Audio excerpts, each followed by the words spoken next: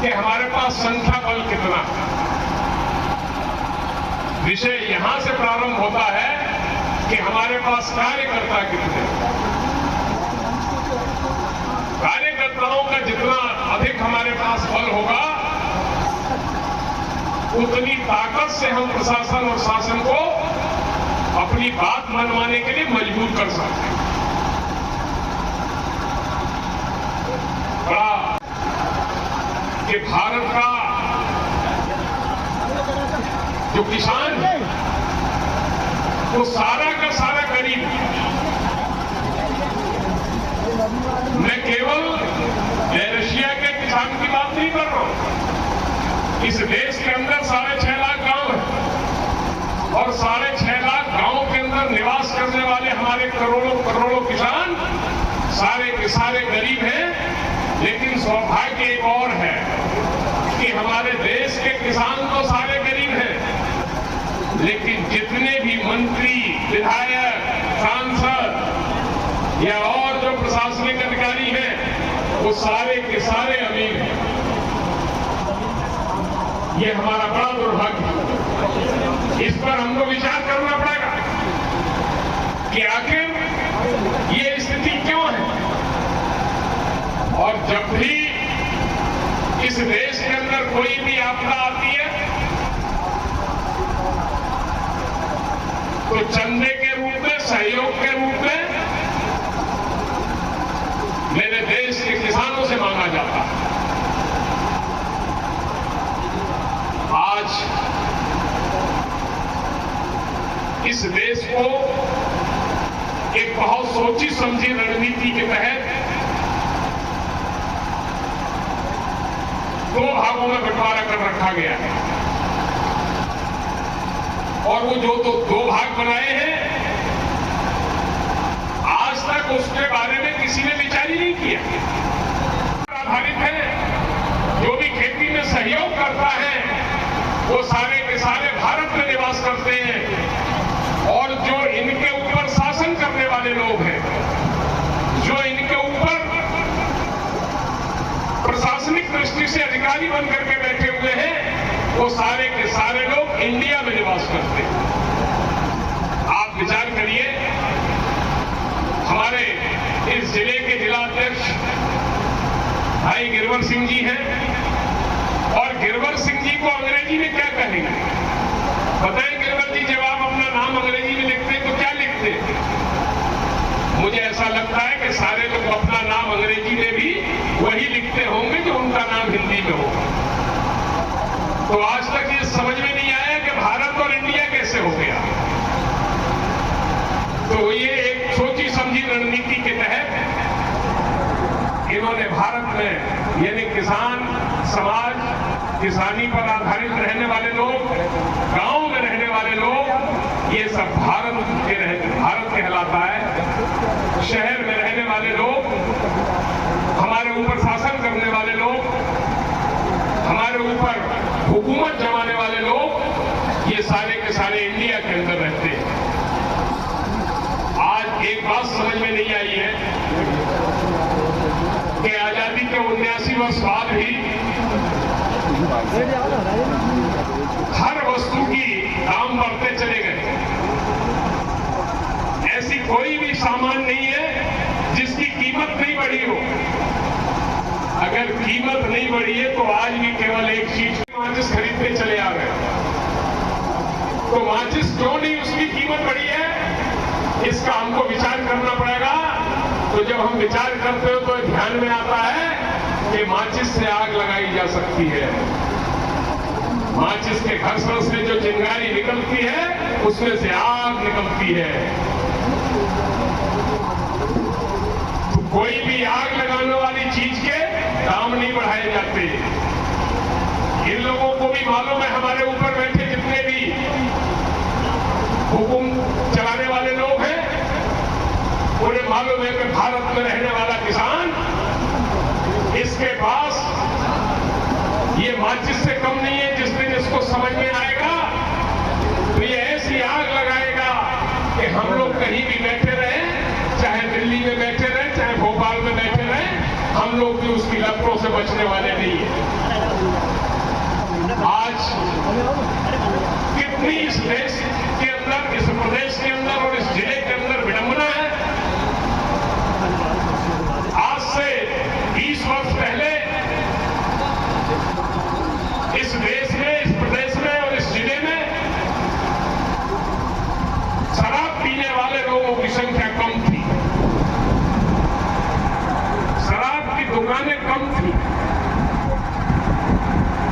प्रतिवर्ष शराब पीने वालों का आंकड़ा बढ़ता चला गया। सरकार ने उसका उत्पादन बढ़ाना चालू कर दिया और इतना उत्पादन कर दिया कि कहीं भी आज शराब पीने वालों की संख्या कितनी भी बढ़ती जा रही है, लेकिन उसको कोई भी शराब खरीदने में 1 घंटे का भी कहीं लाइन लगाने की जरूरत नहीं पड़ती है। बिना लाइन के उसको शराब मिल जाती है। लेकिन मेरे किसान खाद और बीज के लिए कितना समय लाइन में लगा रहता है, उसका उत्पादन क्यों नहीं बढ़ा रहा है प्रशासन और शासन और सरकारें? क्या कारण है? आज क्या कारण है? अभी कल की घटना है, भिंड के अंदर खाद के लिए हमारे किसान बैठे हुए थे और भिंड के प्रशासन ने हमारे निहत्थे किसानों के ऊपर लाठियां चलवा दी। क्या गलती है? हम अपने लिए खाद की मांग करने जा रहे हैं कि हमको खाद दो, हमको खेत में खाद डालना है, बोनी में हमारे को खाद की जरूरत है, उसके बदले में हमको लाठियां मिलती है। मैं सरकार को आगाह करना चाहता हूं इस मंच के माध्यम से और चेताना चाहता हूं कि तुम बाज आ जाओ। नहीं, मेरे प्रदेश में 52,800 से ऊपर गांव हैं। तुम छोटे बड़े शहर लेकर के केवल 4200 बैठे हो मध्य प्रदेश के अंदर। 52,800 गांव का किसान के अंदर अगर जिस दिन उसने सोच लिया और अपने अपने गांव से भोपाल की तरफ मुंह करके अगर शुरू कर दिया तो भोपाल बहा देगा। भारत माता की। इसलिए होश में आओ और मेरे किसानों को खाद के बदले जो आप लाठियां दे रहे हो, ये कोई बहुत अच्छी बात नहीं है।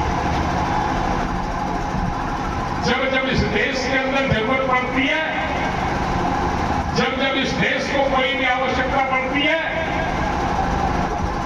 जब जब इस देश के अंदर हाहाकार मचता है, तो मेरा किसान आगे आता है, मेरे किसान के बच्चे आगे आते हैं, मेरे किसान के बच्चे सरहदों की सीमा की रक्षा कर रहे हैं, जिसके कारण सारे के सारे देशवासी सुख और शांति की नींद में सो रहे हैं।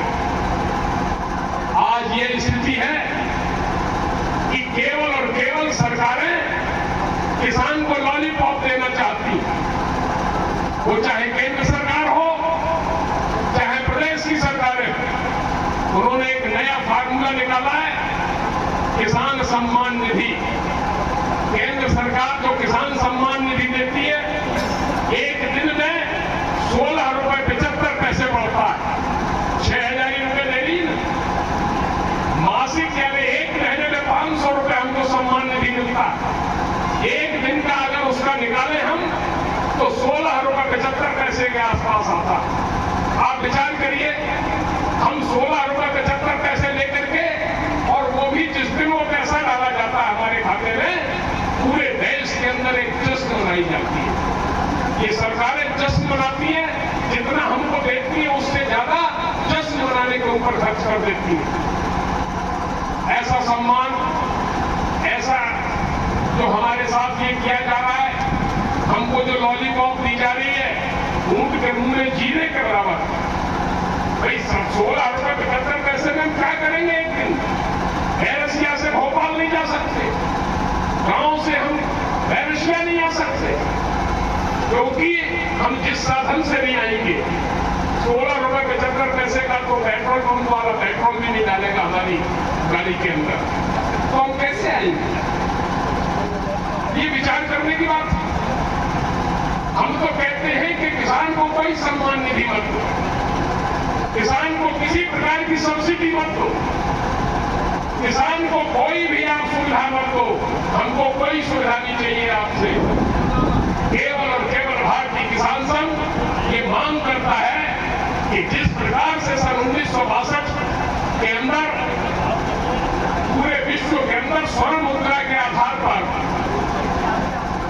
सबके भाव नीचे ऊपर होते, हमारे देश के अंदर भी स्वर्ण मुद्रा के आधार पर ही भाव नीचे ऊपर होते, तो सन 62 में हमारे पूर्वज 2 बोरा गेहूं लेकर के मंडी में जाते थे, उसको बेच करके 1 तोला सोना खरीद करके लाते थे, और वो भी तोला 12 ग्राम का हुआ करता था। आज तोला आप लोगों ने केवल 10 ग्राम का कर दिया, और आज हमारे उस 2 बोरा गेहूं में अगर 12 ग्राम सोना आज भी आता तो आज हमारे को भाव लगभग 60 से 70 हजार रुपया कुंटल मिलता।